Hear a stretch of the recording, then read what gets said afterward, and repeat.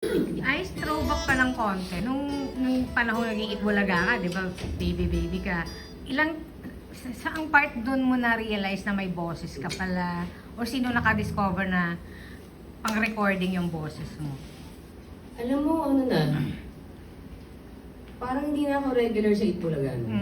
I don't know if you recall during that time na parang every Saturday or every month may isang Saturday na si Bossing and I usually sing. Parang acoustic segment namin. Yun. Kasi before that talaga, go to YouTube, pakinggan mo yung mga kanta ko. May mga lumalabas ngayon kami ni Ate Pops. Makakanta kami. Boses Pepe eh. Alam mo yan, iba talaga. Paano ba boses ang Pepe? Never ko pa narinig eh. Basta yung parang di... Parang ganun. Pa-cute na. Well... So, mas sagutin ko yan. May power.